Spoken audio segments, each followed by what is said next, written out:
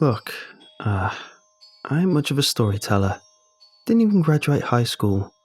But I got nowhere else to turn. It all started when I stole that guy's passport. I mean, maybe it started earlier than that. Way earlier. I guess I was always going to turn out crooked. At home, nobody cared what I wanted, and there was no money to buy it anyhow. But I had this cousin, right? The guy had cash to spare. I was just a kid, but he treated me, made me feel important. So it was no big deal when he asked me to distract this three-piece suit lawyer for a couple of seconds. When we turned the corner, he handed me the guy's wallet, and that was just a taste. My cousin and his buddies got me deeper and deeper into their little schemes. I was 13 by then, and if I got scared or didn't want to, all they had to do was call me a pansy or shove me around till I did as I was told. Truth is, they played me like a damn piano. Of course, before long I got caught, and getting caught only made me want to get better. Easy stuff at first. Tourists, unattended luggage, drunk college students. I dressed up as a waiter, bow tie and all, to raid the purses at some charity event. Even got myself hired as a janitor for a few months to snag this one stockbroker's computer. Hey, if it pays, I don't ask. That's why the big guys sent me over to the airport. Great place to skim credit cards for one. Luxury shops, first-class carry-ons, fake Wi-Fi for snagging passwords, account numbers and more. But the real money is in paperwork. Companies pay top dollar for a look at the competition's plans, and everybody wants a first-world passport. The guy was mayonnaise pale and blonde as an 80s centerfold. Tailored suit too.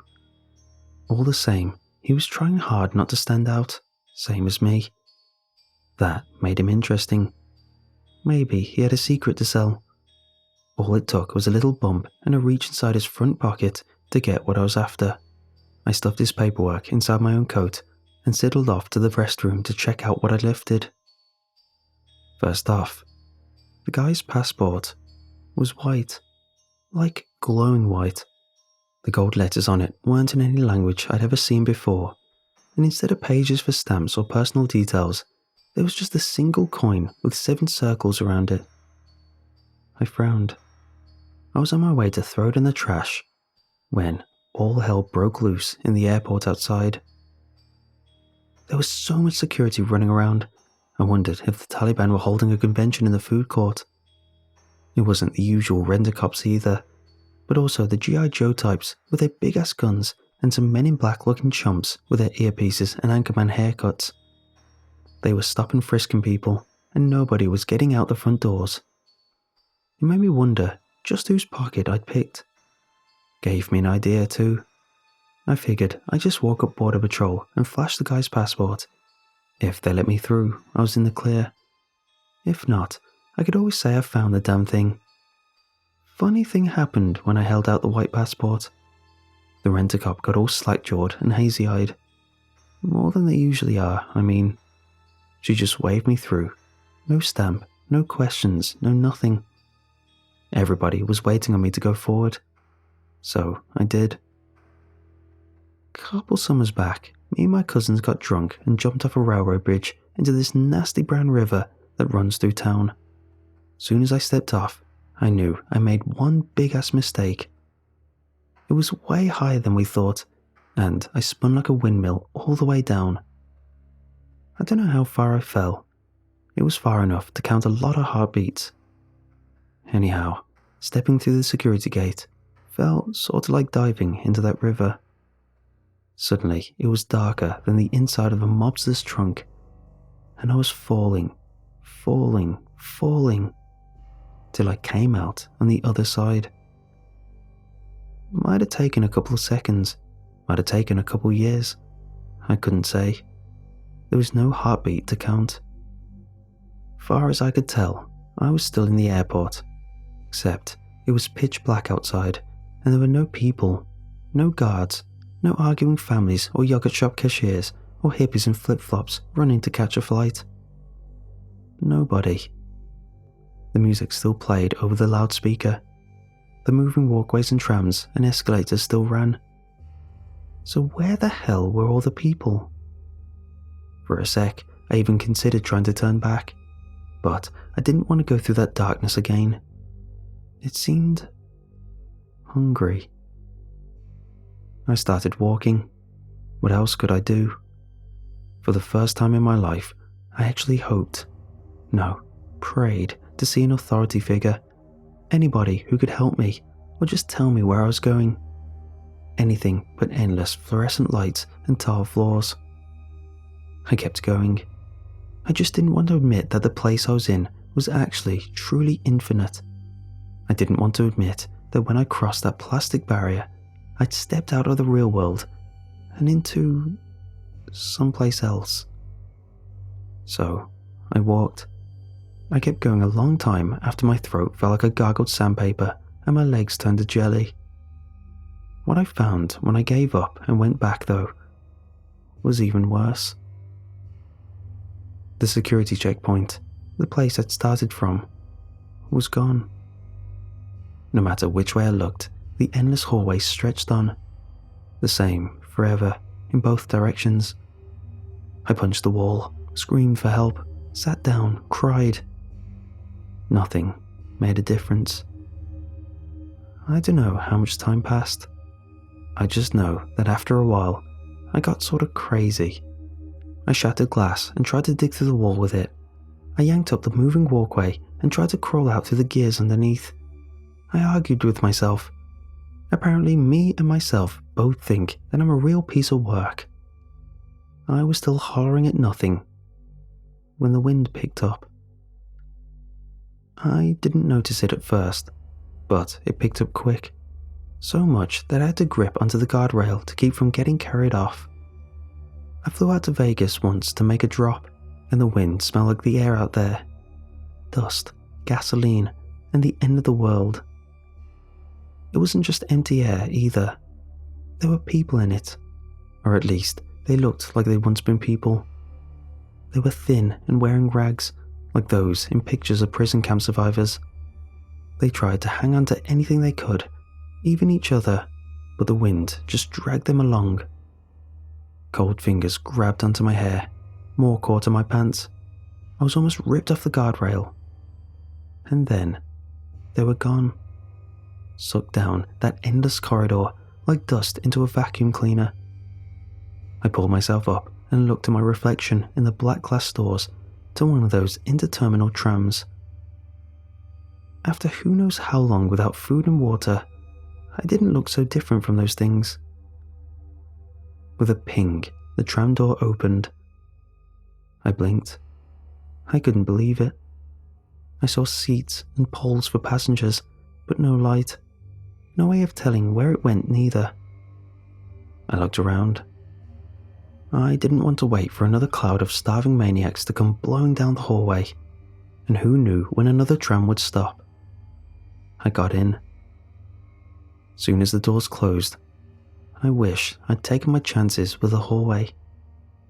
The wagon started moving, and I realized that I wasn't alone. Whispers all around, eyes in the dark, big, white, hungry eyes, like junkies looking at a pile of coke. And I was it.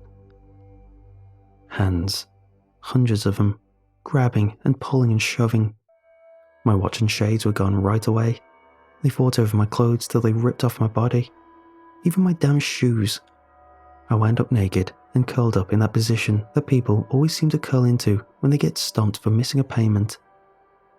This time, though, it was me on the cold metal floor. They kept pouring at me long after I had nothing left to take. Well, nothing except the weird passport. They didn't even try to take that. Another ping, the doors open, and those horrible eyes and hands retreated into the shadows like cockroaches beneath a kitchen light.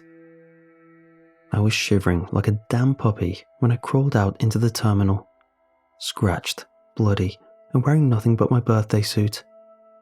I fit right in. The terminal, I remembered, rows of vinyl chairs, big white columns, gates with desks and little screens. Like any airport, any place, I guess.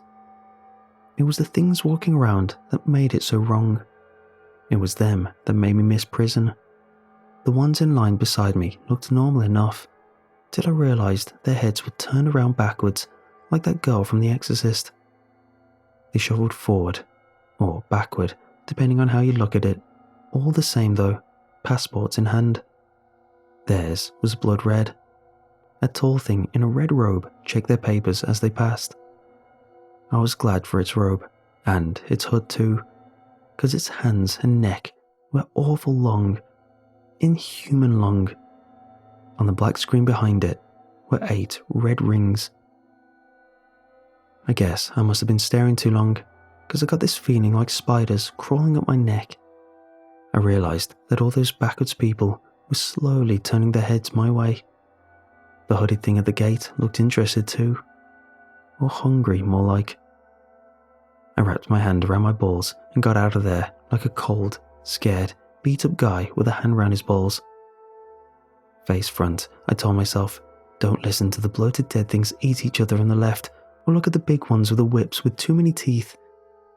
It's kind of like when I was a kid, hiding in the closet while Dad laid into Mum with a belt. You just gotta keep quiet and hope that if you don't notice them, they won't notice you. Magical thinking, I guess it's called. A professor I robbed once was writing a book about it. Most of the black screens just showed rings. 3 or 6 or 2. A few had names, but they were in a funny language like the one from the guy's passport. Even when they came up in English, there were places I never heard of. Where the hell is Cocytus or Dis? That last one caught my attention because I recognised the guy at the desk. It was my old buddy, Rex, which was sort of funny because the last time I saw Rex, he was at the bottom of a muddy hole with 5 bullets in his chest. But here he was, dressed in this weird flight attendant get-up, with the gunpowder smoke still rising out of the holes on his back. He was checking the docs of a guy in a suit whose head was on fire. Rex waved. I started heading over to him, right up to the point where he was glad to see me. Sure, he said it like a guy talking to someone who'd buried his body in a swamp, but that wasn't what made me turn and run. It was the extra jaw and the 2 tongues. Seeing Rex gave me the bright idea to check the guy's passport again. Maybe there was something in there I could use. There were 7 rings round where the coin was. Where the coin had been, anyway. It was gone. Made me think that maybe it was like some kind of fee I'd paid to get here, though you have to be one real sick guy to pay for what I'd gone through. The coin was the key, and I was going to need another one. Problem was, none of the passengers seemed to have them. Coins only appeared in the passport of the other things. The ones with too many body parts, and all of them in the wrong places. The ones who smelled like hate and sulphur. The ones who'd rip me apart for fun. I was gonna have to do the biggest lift of my life to get out of there. I walked around in that awful crowd for a long time before I saw an opening. The flash of a white passport like mine, only there was something shiny inside of it. I closed in on the thing holding it. I figured I'd try to bump it, but it slipped the passport back between its folds.